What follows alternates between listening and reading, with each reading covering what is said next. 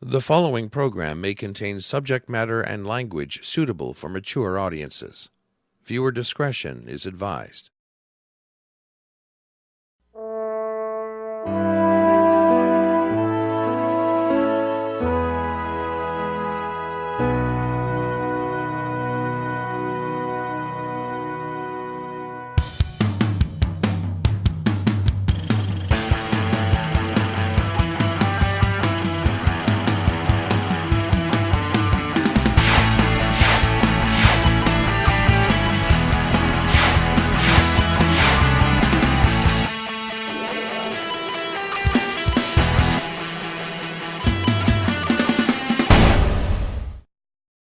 And welcome to another edition of The Meltdown.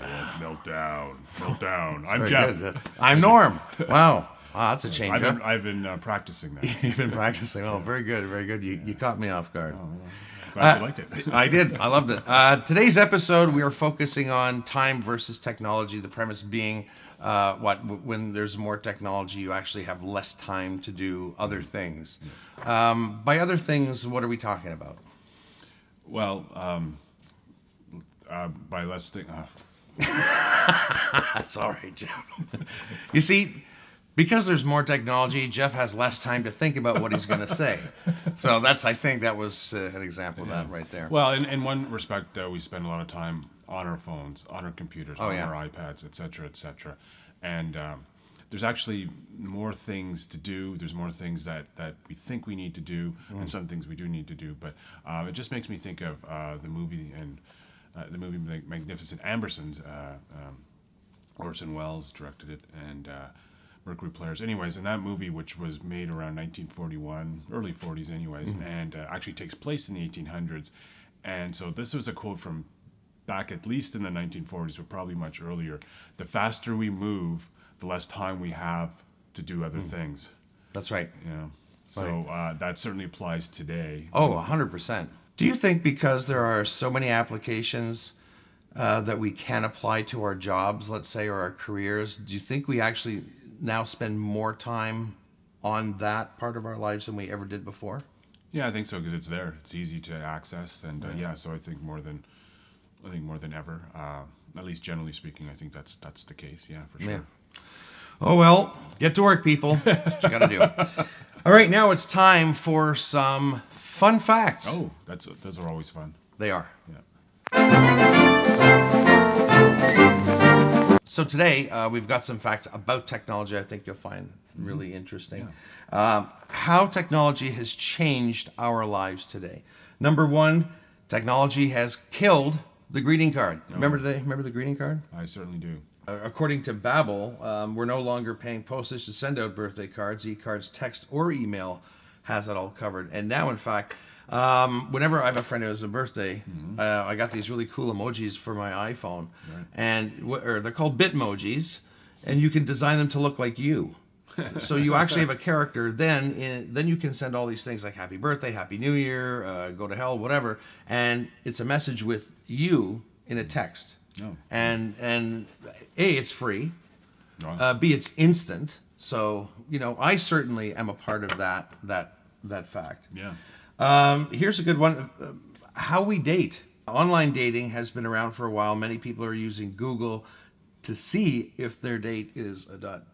So, President Trump is always talking about, properly vetting people before they let them into the U.S., and people are using Google. They're checking out people's Facebook, Twitter accounts to see what kind of person they are before they even meet them.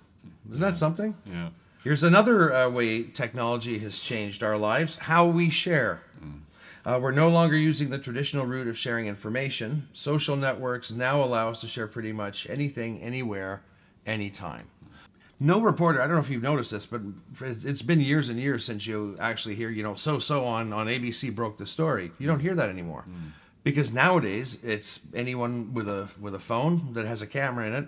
You can break any story anytime, or a tweet, or a Facebook post, whatever. Yeah. No scoops. Yeah, it makes me think of, the Kennedy assassination, the fact that people were there filming it and what have you, the Zapruder tapes, etc. But it still had the actual traditional, ABC, CBS, NBC had to actually break the news. You know? Yeah. Not so much. Not so much anymore. Now it comes in from all kinds of sources. Yeah. Here's another way technology has changed us: how we watch TV. Our TV experience has evolved. We're no longer a prisoner to a TV set, and we can now watch what we want, when we want, and how we want. And I think the cable companies are not necessarily happy with that fact, right? Yeah. But good. It's about time. Power to the people. Yes. Technology has changed how we communicate. Gone are the days of picking up the phone or heading over to someone's house to chat. Smartphones and the internet have replaced traditional chats with virtual ones. My father-in-law spends 3 months in the winter in Mexico. In the old days, he would call his daughters and every once in a while and chat. Yeah. Nowadays, they use something called FaceTime on iPhones. If you have an iPhone or an iPad, you can FaceTime for free, and you can see the person you're talking to. They can take you for a tour around the condo and what have you. It's just so much more convenient. Yeah. Technology has changed how we read. And we no longer need to carry books if we don't want to. Smartphones, tablets, and e-readers have made it easier for us to carry our books around without breaking our backs. So unless you have an e-reader that's like, 90 pounds, you're a part of this statistic as well. They tend to be rather light. Do you have an e-reader? No, I don't. No, I'm still very traditional in terms of reading books, like hard copy books, so to speak. There's something about turning an actual page, isn't there? It just draws you into the story. It's like you're actually traversing through the plot. It's like the old days of records, and you put the vinyl on the turntable and you'd hold the record album, And kids, if you're watching and you don't know what we're talking about when we say vinyl, Google it. They're like, what the fuck are they talking about? Technology has also changed how we parent. Parenting is now expanded to the internet. We now have to teach our children digital etiquette and warn them about the dangers on the streets as well as online. But I mean, that's all part of just good parenting anyway, regardless of what, So those are some fun facts about technology. Now, how is technology screwing us up? According to the Huffington Post, here are some ways that technology is screwing up our lives. First of all, tech is screwing up your sleep. Studies have shown that blue-enriched light, which is emitted by gadgets like smartphones, tablets, and laptops, can suppress the body's release of melatonin at night, which is a key hormone that helps regulate your internal clock, telling your body when it's nighttime and when to feel sleepy. According to this article, blue light can disrupt that process, making it impossible for you to stick to a proper sleep schedule. Technology is also making us easily distracted. That's a given, right? Yeah. You don't really need science to know this, but technology makes it much easier to get distracted, whether that's stepping away from an important project to check your smartphone or flipping between multiple browser tabs without really focusing on any one. It has been proven that toggling between multiple tasks at once doesn't actually work. In fact, you just wind up performing all your duties even worse. Another way technology is screwing up our experience as humans is we can't remember all that much. What's my cell phone number? 613. After that, I don't know. Exactly. And I don't know yours either. But you're in. But I can call you anytime because it's in my phone, right? Yeah. So yeah, you can't remember much. Technology's tendency to butt into whatever else you're doing makes it more difficult to form new memories. As Nicholas Carr explains in The Shallows, memory comes in two types: transient working memory and long-term memory, which is more permanent. Hence the term long-term. Information needs to pass from working memory into long-term memory in order to be stored. Any break in the process of working memory, like say stopping to check your email or send a text message in the middle of reading an article, can erase information from your mind before the transfer occurs. And then lastly, you're much more forgetful than you used to be. So millennials are actually more likely to forget what day it is or where they put their keys than people over the age of 55.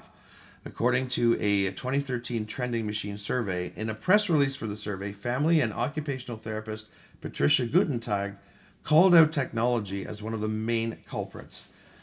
She said, "This is a population that has grown up multitasking using technology, often compounded by a lack of sleep, all of which results in high levels of forgetfulness."